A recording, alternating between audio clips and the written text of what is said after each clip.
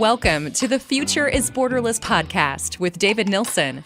We feature top entrepreneurs and thought leaders from around the world, those who bring a global mindset and a unique perspective to their life and business.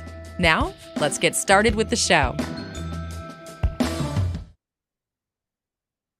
Hey, David Nilsson here. I'm the host of this show. On the Future is Borderless, I connect with business leaders from around the world who have what I call a borderless mindset. And here we're sharing ideas, innovations, best practices, things that can be applied to both your personal and professional life, ultimately helping us to grow in a rapidly changing world. This episode is brought to you by Doxa Talent. Doxa Talent helps businesses to source full-time, highly skilled people from all over the world. And as a result, these companies can scale faster, increase margin, and improve culture. To learn how to scale your business with offshore resources, go to doxatalent.com. All right. Well, I'm really excited for today's show. My guest is Dave Anderson. Dave is a seasoned entrepreneur with 25 years of experience as CEO running multiple companies. His leadership journey, which we'll get into as the show evolves, has spanned roles from a college fraternity president to working at the White House. And he's navigated a lot of different business ventures, including off Madison Avenue, which he started from his garage using a Visa, as I understand, which is a thriving marketing agency celebrated for its growth, its impact, and also some acquisitions. He's also leading Lighthouse PE, which is a SaaS-based software company. And I've known Dave through EO, and I can tell you that he's had a tremendous influence on global entrepreneurship as playing many roles in EO, but ultimately leading him to the board of directors, where he actually led us as chairman in his final year. He also authored a book called Leadership is Not a Title. It has a great cover, by the way. So if you check it out on Amazon, for some reason, it really stands out to me. And he's mentoring entrepreneurs globally. And I just note that I think the extensive travel and international roles that he's held have impacted, and I guess in some cases, people might say enhance his understanding of the diverse leadership styles that exists. And he uses those lessons to coach entrepreneurs and help them build high-performing teams. So Dave, welcome to the Future is Borderless. Oh, thank you, Dave. It's great to be here. Great to be here. Thank you. Yeah, this will be fun. You've got a lot of experience across a lot of different categories, but I really want to focus the conversation on leadership. You've started and scaled multiple businesses. You've been on multiple boards, including chairman of EO, which I talked about here a few minutes ago, and you speak on these topics regularly. So I figured we should be able to riff. I don't like to overly script these, so I figured we'll just start with a couple of questions and follow the cookie crumbs from there, if you're okay with that. That sounds great. I mean, I'll get rid of all of these pre-questions you sent me, and we'll just go from there. Is this a political interview where you've provided all of the questions up front, and I'm ready to my scripted answers? Now, that's awesome. Let's see where this takes us. That's the best way to do it. Yeah, perfect. Well, let's talk about the book. I talked about this earlier. It's Leadership is Not a Title, right? Or Leader is Not a Title, I should say. Leader is not a title. That's exactly it. Tell me a little bit about what inspired you to write it, and how does it differ, in your opinion, from other leadership books that are out there?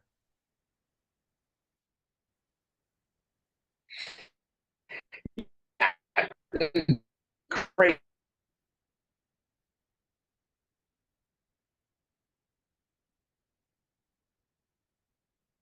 Leadership journey as I had started companies. You mentioned all the ones are successful. Thank you for that, David. You didn't mention the ones that crashed and burned, during the entrepreneurial journey that we're on. And it was a way for me to help put my thoughts in perspective. Really, what is a leader? You and I, and I'd like to say unique, but there's almost 20,000 others of us, are surrounded by leaders through our membership in EO. And we see so many different leaders. And I was, sometimes I feel really good about myself, and other times I look, oh, that guy's got $100 million company, and that person has, this. And I was trying to really figure out what a leader really is. And I really went back, as you mentioned, through my experience working for leaders, which I was fortunate enough to work in the White House for two presidents of the United States, and look at leadership through that way. And what I really walked away with was what the title is that you don't have to have a title of CEO, VP of something, um, chairman, whatever. We're all leaders in our different businesses, our communities, our families. And even in my own company, some of the most influential people are, I don't want to, down the ranks, let's just put it, because they're looked at, they're respected, they know their voice carries away. And, this kind of helped me realize I am not a big flamboyant extrovert, anything like that, to really define what a leader is. Yeah.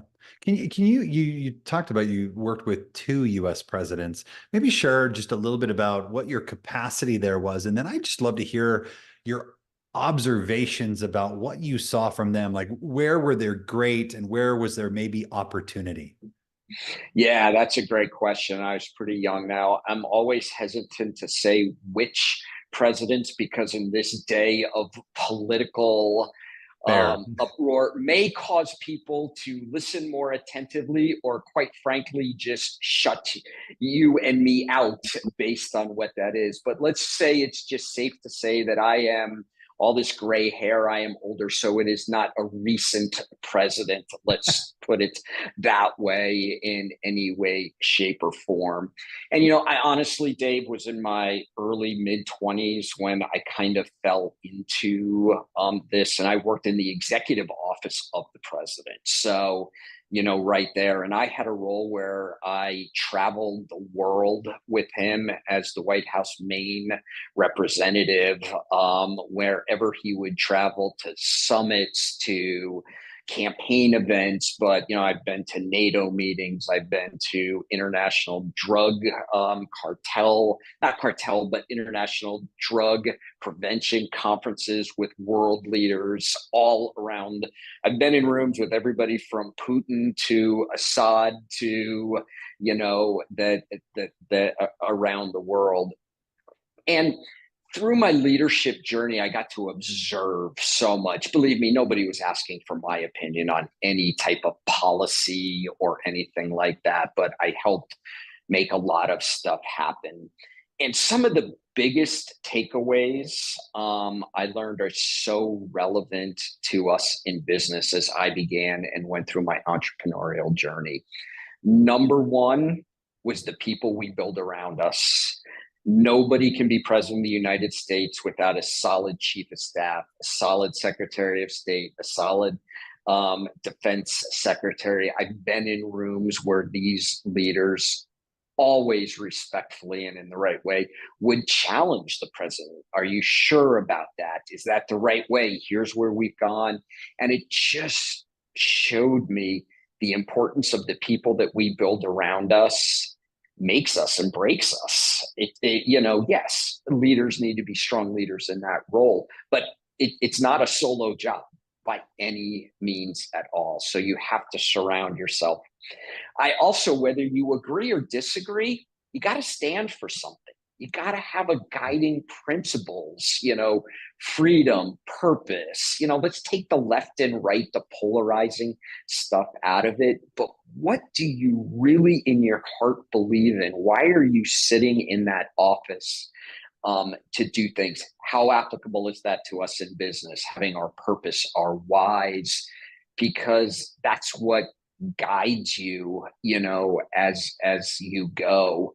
I also learned that if you get into leadership to be popular, get out, because if you are making decisions based on what's going to make you popular, you're not a leader.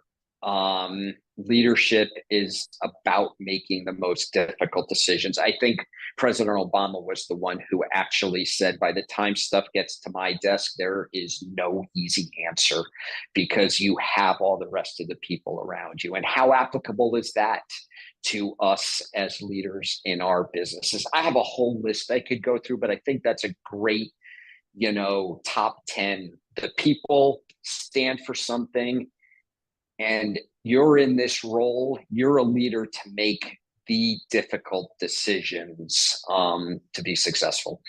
Yeah, I'm actually really curious. And this is sort of, we're bouncing around a little bit, but I warned you in advance.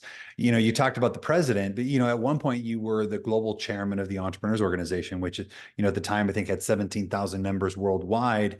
All of them own businesses. All of them are used to sort of doing things their way. Like, how challenging was that for you to sit in the seat, which a lot of people, although we had and have a CEO, a lot of people look at that as, you know, the de facto CEO or someone who's got a lot of authority in that regard. But they also, many of them believe or question a lot of the things that are done along the way. So how did you think about trying to blend, the different members and their experiences, their cultures to do ultimately what was right for an organization that encapsulated them all? Yeah, great question. And Dave, you're living some of this as a board member now. The whole dynamic of a global organization, a global board, throws a completely different twist into leadership because and this, obviously as president of the United States or chairman of an international, the words you choose and the words you use every day, while they make a huge difference in our international, in our businesses that we have in our home country. Now, Doxa, that's an international company that you have in what you do, but it is magnified tenfold when what you say in one language, one country can mean something very different someplace else. Now, I wish I could say I was perfect in always choosing the right words and you deal with the ramifications. But most importantly, in those roles, and again, as a leader, no matter what you are, as a business owner, or even in our own homes, what I learned was the importance of listening. Listen first.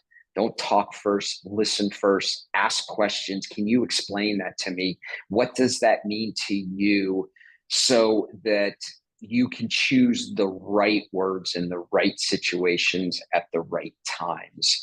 I also found that what I consider probably the number one role of leadership is you're the number one motivator. You have to be able to motivate people no matter what language they're in, no matter what country, around a common cause, a common outcome, common goals that you can work towards. And you can't, especially in an organization like EO or community, in that you can't just tell them what it's going to be. You have to motivate people. And I believe there's a big part of that in business. Yeah, we give them a paycheck every month, but there's a difference between people doing what they're told and really motivating people to be behind a cause, a purpose, a goal that you're going for. And that's really what I learned. And what I learned is how I did that in the USA versus Europe versus Pakistan versus when you go to India. It's very different, and you need to learn. Really, the EO global board member, chair, not chair, you're really an ambassador is one of your biggest roles. I believe it is the most significant. You're an ambassador, and luckily my background working for in the White House for two presidents, I got to see tons of diplomats and ambassadors at work. Yeah, I remember. So for those that are listening or watching, when I was first joining the EO board, there's a period of time at which you're onboarding as a new board member, and then when you become you're ratified as a board member, then there's a group that's also leaving simultaneously. And Dave and I were sort of passing ships in that, but I got to actually watch you as chair for the last 6 months. And, one of the things that I was really impressed with is, technically your seat carries a lot of authority in the room. And oftentimes you were the quietest, listening to all the different points in perspective. So it was great. And one of the things that I really appreciated about what you were starting, and now I've had a chance to be a part of and helping to carry forward and even further integrate, is this professionalization of the way the organization operates. I want to talk a little bit about some of the work that you've done outside of EO as a board member and coaching entrepreneurs. Talk to me about how to assemble a board. When you think about whether you're trying to elevate a current board or build a new board, like what are some of the things that you would suggest to an entrepreneur in terms of thinking about how to do that? Well, yeah, great question, Dave. And I'm a huge advocate of boards. Now, a lot of times people just think of, corporate boards, governance, finance, all of that. But advisory boards for many of us is a great way to go. The number one step is build a board matrix of what do I need? Where am I strong? I'm a pretty good finance person, have a degree in finance, come out there, but there's a lot of things I'm not really strong in. Say you're raising money, through a venture or whatever. Add a person who has expertise in there. If you're in an industry that has a lot of regulation, you need that lawyer side to it. If you're trying to scale a business, add somebody who has scaled a business from 5 million to 50 million. So there's no cookie cutter board template, but you should absolutely build a matrix and give a lot of thought to what is needed and what is not needed. I will also say you don't need the most well-known or the heroes that we all go, oh, I want that person because they did that. There are Jim Collins, Good to Great, one of my favorite books, talks about the quiet leaders, the non-ones. There are so many people who have accomplished so much that they could be living next door to you and you don't even know. Seek out the people that have been there, have done that, who quite honestly have no stake in if they say something that's going to piss you off or not. You Yeah. need the people around you that are going to tell you what nobody else you pay will, what's doing.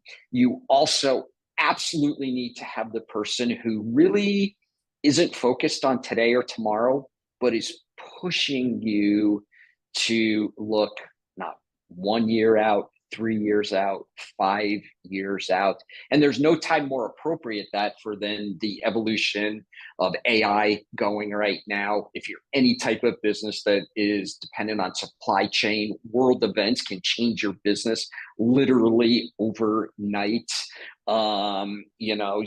We've both seen, Dave, a CEO says something stupid during a crisis and their revenue drops, 20, 30, 40, 50% the next day.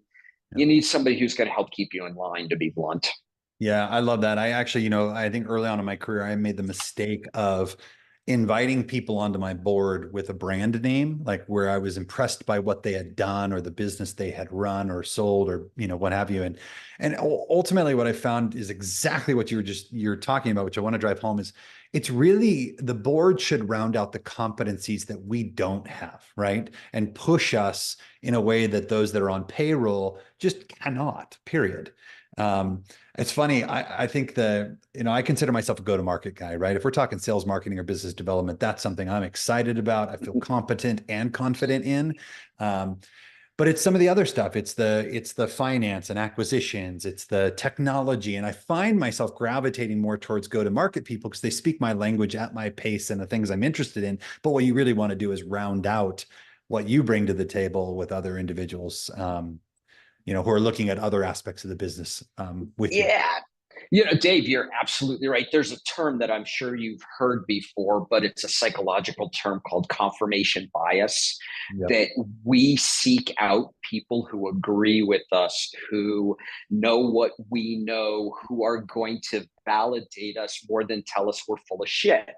So you have to challenge yourself on the confirmation bias that's why the matrix is. And one of the top things is this person is not me. This person is not like me is what you really, really need. Now, sometimes we don't want to hear it. And sometimes, you never want to get to the point of, oh my gosh, I have a board meeting. I don't want to hear from them. But don't add the assholes to your board, but definitely find the people that are going to challenge you.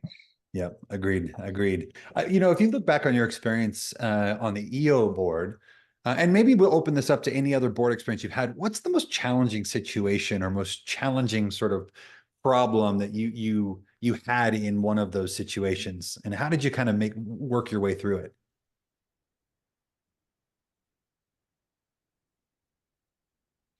toughest one, I'm going to go back to what I said before, is you can tell CEOs, you can tell executive team members, you can experience share with them, which is at the core of what EO is, on things that they should do, need to do.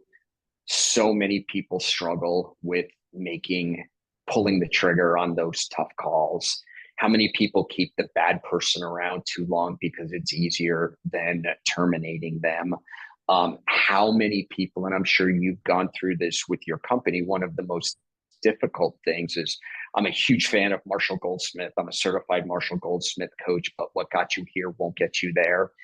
And we as CEOs, or whatever title we have as leaders, going, this person has taken us as far as we can, and now we need to go to the next level. And that's a really tough thing to do, because these people become our friends, we're loyal to them. But the number one thing I coach people on, to the point that they get tired of me saying, what got you to this point? Will that get you to the next point? And to get to the next point, you have to make decisions. There's never easy answers there. It's not like, oh, we'll switch from purple to blue on the color of that product. No, you're whatever it must be. So for me, and to the people listening, get that book if you haven't read it, read it again, and just put the things in place that are going to force you to go from here to there. Does that make sense to you? I see you shaking your head. Yeah, totally. I mean, I think that's I think many of us are so far in the weeds in our own business that it's hard sometimes to pick your head up and see it from the macro view and really downstream, right? Like you said it earlier about boards. My belief is that boards should be talking about 3 to 5 years down the road, or even longer, not the next, 12 to 24 months, to the extent that it has that ability. I want to talk a little bit about your coaching. So you talked about being Marshall Goldsmith certified. And I have an assumption just based on my interactions with you, but why do people come to you, and why would they hire you as a coach? What do you consider your sort of sweet spot? I would say mine is really, what I really work to do with the ones that I work with, is building high performing teams. I'm a huge sports guy. I'm not very good at any of them, to be honest with you, and never have been, but I'm a huge sports fan.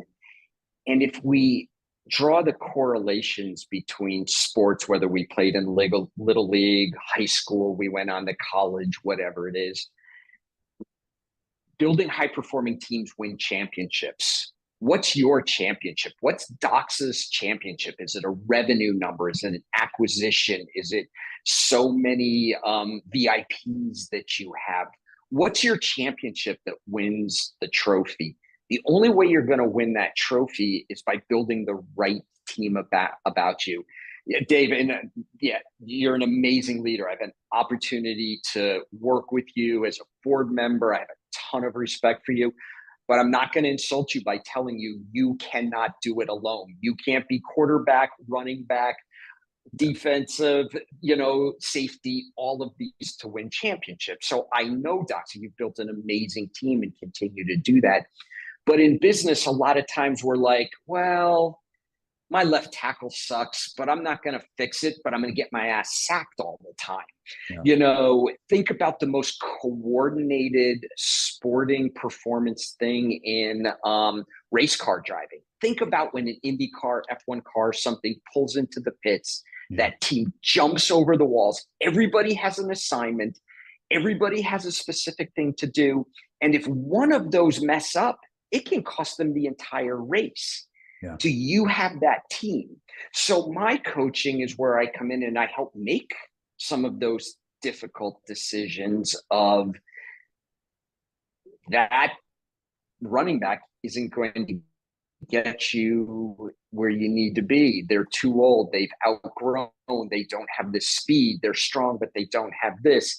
My son's a baseball player, college baseball player. You can have the best fielders in the world, but if you don't have the right pitchers, you're rarely going to win. So I help come in and look at the team in total to build a team that's going to win you championships.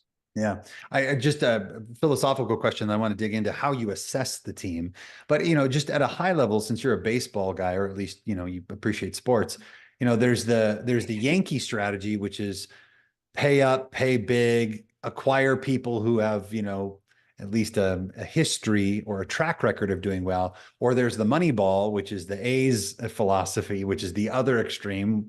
Um, how do you think about, elevating talent from within versus acquiring talent from outside? I'd love to hear your thoughts on that.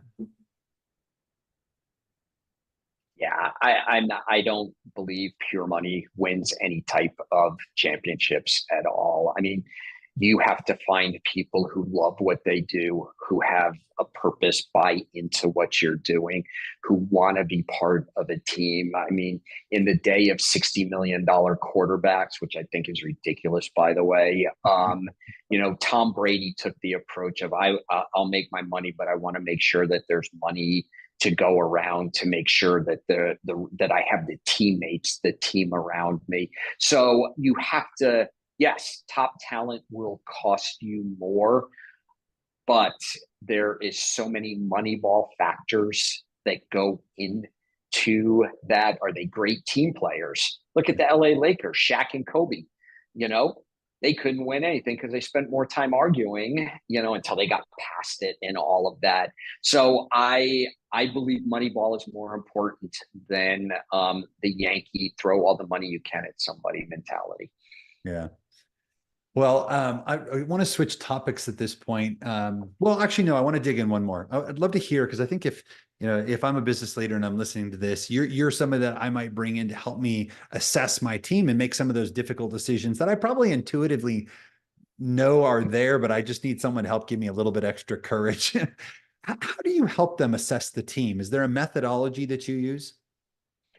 Yeah, I mean, first of all, I'll come in and I do a lot of one-on-ones. You gotta understand the landscape first and where the challenges are of what you're doing.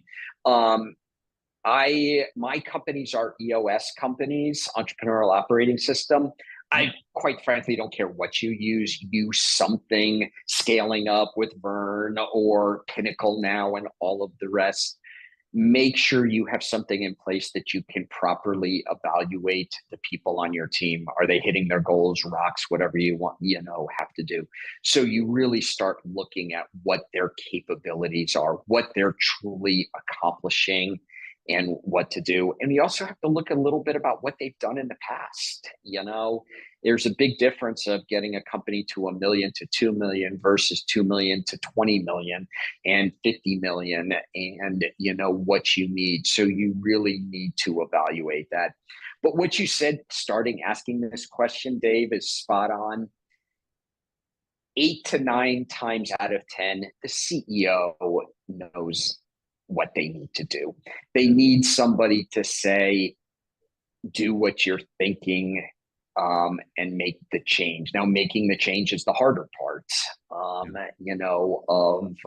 what you do. A lot of times I'm there to validate. And, I'm not an advocate of just sweeping people out to move on to. It's helping. I'm going to go back to sports. You look at a football team, there's probably 40 coaches on the sidelines, wide receiver coach, strength coach. The number of coaches just amaze me, running back coach, But in our business, we don't do that always for our team members. We don't bring in the coaches. We don't bring them the strength coach of what they do. So I do a lot of that, of coaching with those that show potential, desire, and will to learn and grow. A key tenet of EO, learn and grow, willing to go to that next level. I help that team grow, together and with new players. Sometimes you got to put somebody out on waivers and trade in a new person, but there's a lot of great people that can grow and be part of the overall championship. Yeah.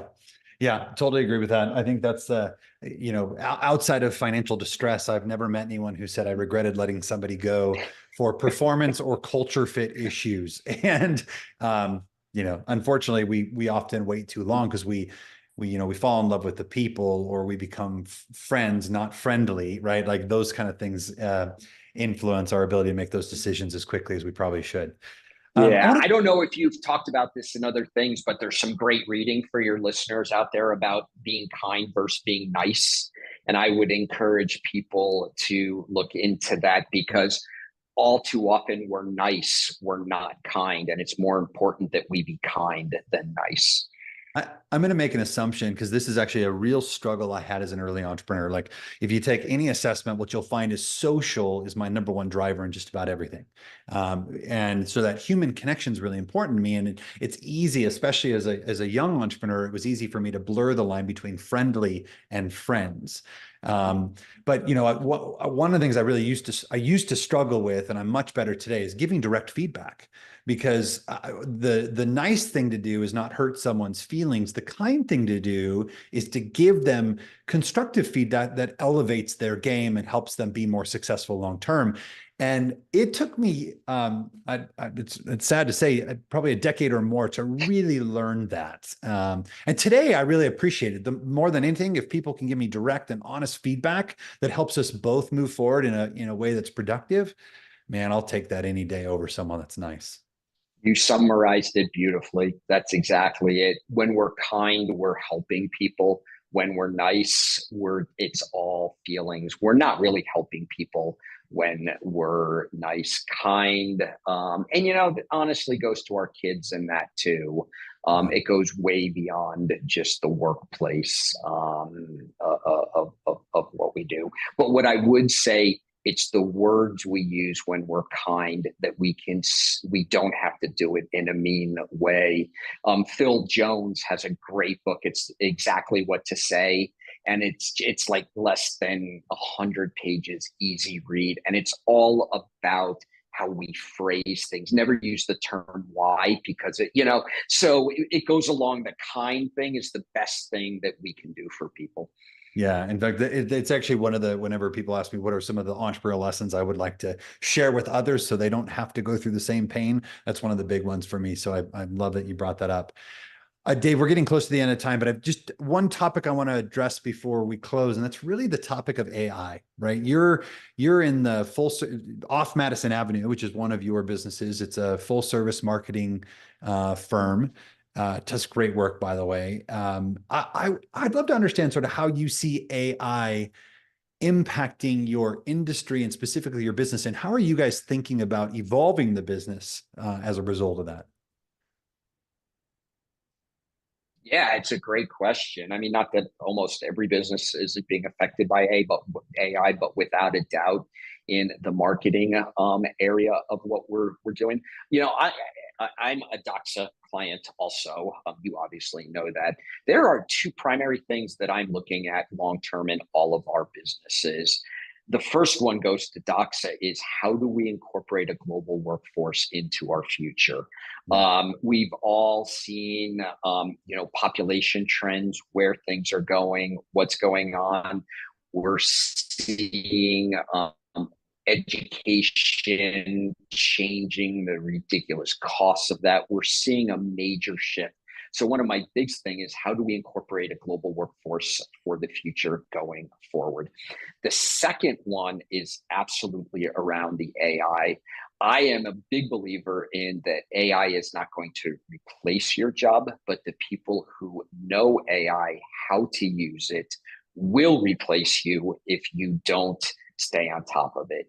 And we saw this 100%. This is how old I am, the late 90s, when the internet and the digital came, and everybody who was a traditional creative person didn't want they wanted to use pens and pencils, and yes, Macs were out and do stuff on there, but they still wanted to put it on paper or print it, and were very slow to adopt. And then all these kids coming out of school and everything ate their lunch.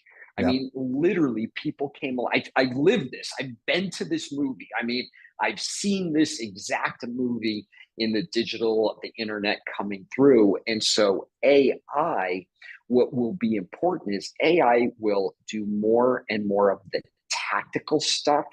But my focus for my business is how do we move up the chain to be that strategic, the visionary, the really big ideas and less tactical. And I have to use global workforce and AI to do more of the tactical, the implementation. And my money will shift long term to paying for the big brains that are thinking way beyond what AI is, and the creative ideas, and somebody who can interact with customers and bring that back. Does that make sense? I mean, our Absolutely. business will stay around, but what we actually do as humans versus what the computer does will shift, where strategy and smarts and all of that will just be significantly enhanced. Yeah, I think you and I are 100% aligned. I think of, like, in the olden days, you used to write using paper and pencil, but when the typewriter came out, if you didn't shift to the typewriter, you eventually got left behind. The same thing happened from the typewriter to the keyboard, right? And now we think about AI, and I think we have to be focused on upskilling and even reskilling in order for us to stay at or above where things are trending overall. I am a big believer in a human plus AI, but I do believe that AI will increase the productivity expectations for many of our people, and to your point, shift where they actually spend their time. So I think, What I will add to what I said is I believe that AI, we're already seeing signs of it, will be the greatest efficiency booster, productivity booster that we have seen since the Industrial Revolution. yep, And quite frankly, if you want to dip your toe into politics for a second, the only way to solve some of the financial problems that the US has is to significantly increase productivity by the workforce, because workforce productivity drives GDP growth. The only way to pay off the debts and all that we have is, you're not going to cut your way out of this. I mean, how yeah. many times in business do we know we can't cut our way out of it? So I'm going way off the ship here. Sorry, Dave, reel me back in. But I do believe, where you talk about how AI will affect my business as marketing, and that AI and the productivity growth we are starting to see results of already is huge. Oh man, it's exciting. Yeah, I was at a conference last week, three speakers on AI. One of them said, listen, human plus AI strategy, very aligned with sort of the way you and I are talking about it. The next one said, well, look, people are getting it wrong. They're skipping to innovation, but really you got to start with operational excellence, move to customer experience, and then think about innovation. And then the third one was basically, you and I should shut down our shops because we're going to reach singularity next year. Computers will be smarter than everyone, and Terminator is real. And I just thought it was so fascinating that in the same conference, speaking to the same audience, you had three people with a very different perspective on the use case for AI, which basically means none of us really know, but I love asking the question because we're all thrashing about trying to figure it out. So Totally agree. That's so funny. The only one thing I'll add, and then I'll completely shut up, is for your listeners, people listening to this right now, it's really easy to just start throwing AI tactics and different things against the wall and hope something sticks. It's imperative. And even if you're a board member or you're looking for a board, you have to have a strategy between your AI. Don't just throw crap at the wall and hope something sticks and works. Really spend the time building, just like we do for the rest of our business, is build the strategy of how you are going to implement AI into your business, short term and long term. yep, I agree 100%.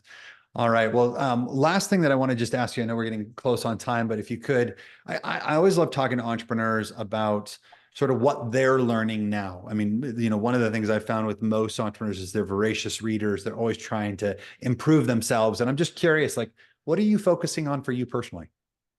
It's interesting. I was going to go back when we were talking about before and looking to the future. I'm just finishing a great book called Lead by the Future. I'm pulling up Lead from the Future by Mark W. Johnson. And it's really, really interesting about, 5 years isn't enough right now. And what do you use your wildest dreams of what 10 years, 20 years now is going to look like, and then work backwards to get, to where you need to be. And I think that's really important right now. And it's just a great book, of how we as entrepreneurs, you said earlier, we have such a tendency to get caught in the weeds sometimes. We need to pick our heads up and really be looking to the future and looking. So I am reading that, yes, much like you and many others. I have too many open at one time, but that I'm a big audiobooks guy. So that's the one, that I'm reading, right now. My go-to books, I will tell you, the ones in my coaching and that I talk about, I already talked about the Marshall Goldsmith, What Got You Here Won't Get You There. The other one I'm a big other two I'm a big fan of is Who Not How. Yes. That you have, and 10x is easier than 2x. I think those three books pretty much summarize my coaching, what I believe in business, and how I go forward. 10x not two is easier than 2x, and Who Not How are two books that I would recommend as well. So I'll add your third to my reading list. But we'll leave it there. We've been listening to Dave Anderson, the author of Leader Is Not a Title. Dave, where can people go to learn more about the work that you're doing? Yeah, thanks. My website is dwa@dwaleadership.com. Awesome. Website, get in touch with me through there, see about my coaching, speaking, board stuff that I do. I do have a lot of content on there, blogs about all, a lot of the topics we touched on today. So reach out, always happy to do a phone call with anybody, any way that I can help. Pay it forward, help others. I've made more mistakes than anybody can count. So if I can help anybody avoid some of those, please reach out, and I'm happy to help you avoid that pain and sleepless nights that I have been through. Awesome. I appreciate that. Well, we'll get your contact, or at least your website, into the show notes, so those that are interested can follow through with that. So, but thanks again for being on the show today. Thank you, David. Always a pleasure. Thank you for listening to the Future is Borderless podcast with David Nilsson. Be sure to click subscribe to future episodes so you can hear from more top entrepreneurs and thought leaders. And we'll see you again next time.